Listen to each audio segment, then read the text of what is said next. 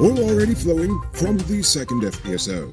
Ex-prison officer admits to killing wife. $115.8 million ganja farm burned. And where's the law?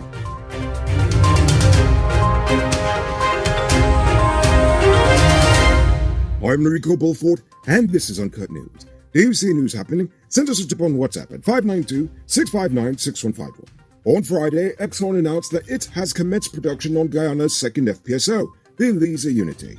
The FPSO vessel will realize its target of 220,000 barrels of oil per day later this year, which will bring Guyana's production capacity to more than 340,000 barrels per day, which includes the 120,000 barrels per day capacity at the Liza Destiny. Exxon will bring at least 4 FPSOs into operation to produce more than 800,000 barrels per day from the starboard block by the end of 2025. In other oil news, for the past 7 years, Exxon has been making discovery after discovery on the starboard block.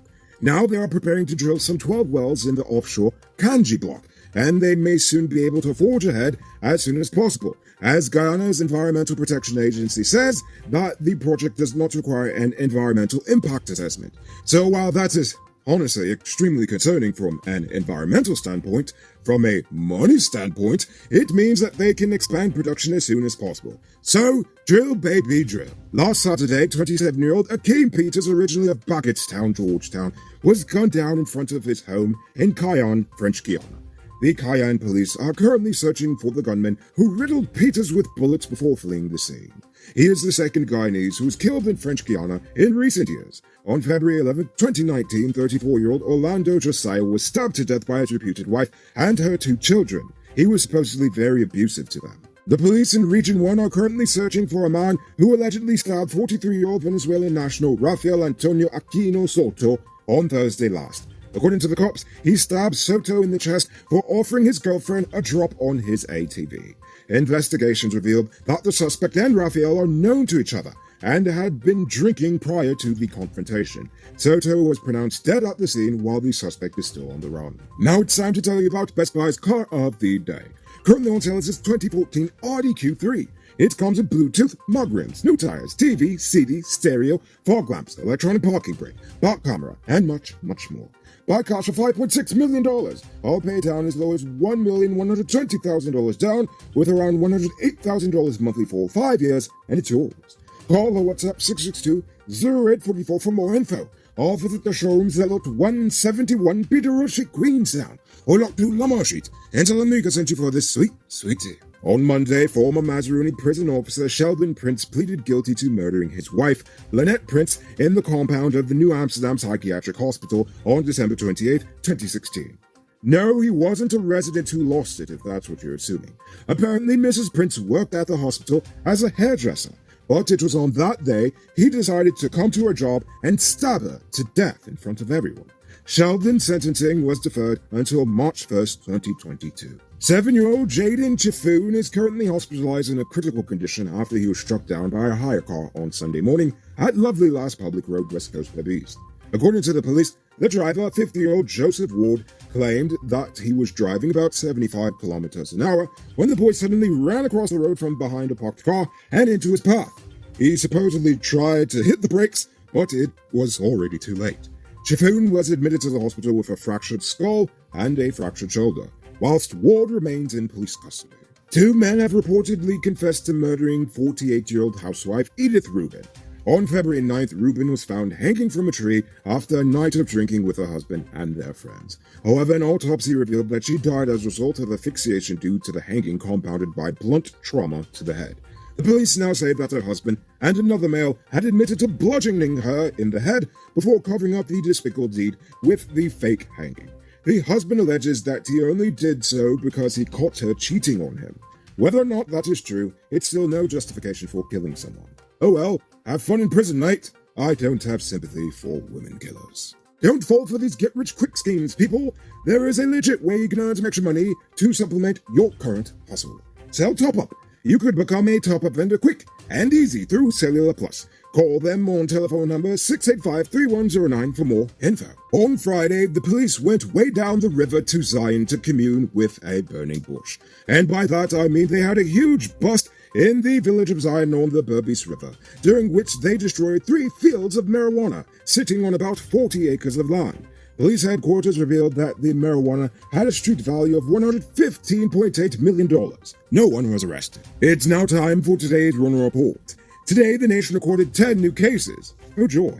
There are now 1,196 persons dead, 9 in the ICU, and 1,581 in home isolation, which sounds like these numbers are going down. And the total number of confirmed cases around the nation is now 62,665. Despite the slight downward trend in cases, still, wash your hands frequently. Avoid touching your nose and mouth and musk up before you leave the house. When you do leave home, try to avoid enclosed spaces and large crowds. And remember to give 6 feet of space between you and others. Now for our stupid news of the day. As you already know, it's Valentine's Day, a day of love. However, while we are rich in gold, bauxite, sugar, and oil in this nation, it would seem that the only thing we are truly poor in is love. That is because love is more than the passion that 2 consenting adults feel when the time is right. Aha! Love is the commitment, the sense of devotion you give to one another. And one glance of the headlines will show you what I mean. There is a severe lack of love between man and wife, a lack of love between friends, a lack of love of, honestly, human life period in this nation. However, that is just the common man. Even the rich and powerful in this country seem to lack love for others. As a leader, you love your country. You don't sign unfair contracts. Honestly, you wouldn't be corrupt. You would embrace openness and respect your citizens. You would use your power to improve the lives of others, not to enrich yourself and friends. Honestly, that is what a true civil servant does. But ask yourself, do either of the 2 parties conduct themselves in a civil manner? Of course not. From cuss-downs in Parliament to even assaulting each other when the cameras are off, they are a terrible example for the nation's youth to emulate. All of this is to say, love yourself, love each other, and if you love Guyana, only support politicians who love our nation just as much as you do, because anything less is pretty stupid. Take a look at this beauty being constructed in a gated community called Richmondville in Guyana. It features 4 bedrooms, 1 pool with 7,000 square feet of living space along with modern amenities. Contact Sheriff Construction on 592-618-5702. Moving on to our Uncut News Views Poll question of the day. Every day we pose a question about current events in Guyana, the region, the diaspora, and how you feel it relates to us. So Friday's question was, how do you feel about the government dropping the curfew? You all had a lot to say about this one. Devendra Kumar said, nope, it's just politics in play. Eliza Simon also thinks it's a bad idea, and she does not support the dropping of the curfew. However, it's for a different reason than most people. 2 individual studies in one review found that curfews led to an increase in juvenile arrest during curfew and non-curfew hours. One study found that curfews led to a significant decrease in crime, and 4 found non-significant effects compared to youth crime during non-curfew hours or adult crime rates. Oh my, so you're literally saying that not only was it effective against helping people in preserving health, but also it sounds like it was effective against crime. Okay, that's one way of viewing that. Adrian Schumann says, it makes no sense. People were breaking curfew all along. Huge parties, big gatherings, even tea parties. SMH. Indeed. Krishna Gokul says, having a 10:30 p.m. curfew was always useless if the intent was to curb anything. Right, it's as if COVID only decides to wait after 10:30 to infect people. Aha! Scorpio Kid says, with the continuous surge in new cases, we're basically taking 5 steps back by lifting the curfew. And March is just around the bend. It'll be a disaster waiting to happen. Indeed. Now, Dopamine didn't answer the question, but nevertheless, they asked a pretty good point. They said, you should do a segment on how the local human resources managers and staff allow foreigners to mistreat local workers in the workplaces they are in charge of, quote-unquote, protecting. You know, honestly, I like that idea, and I will do something on that. And honestly, if I can't do it myself, I will bully and cajole my former colleagues in the media into doing it. So for tonight's question, since this is a day of love, I want to keep the love going. Tonight I want to know, what do you love most about Guyana? Think about that question and tell us in the comments below. If your response is good enough, we just might feature it in our next episode. Anyway, that's all the time we have for tonight, and check us out tomorrow for another. Until then, I'm Rico Bulford saying, good night, folks. Hey, Uncut News viewers, thanks for watching. You can subscribe by clicking on this button over here, or click over there for more news. You can also drop a comment to let me know if you've made it to the end of the video. Goodbye for now.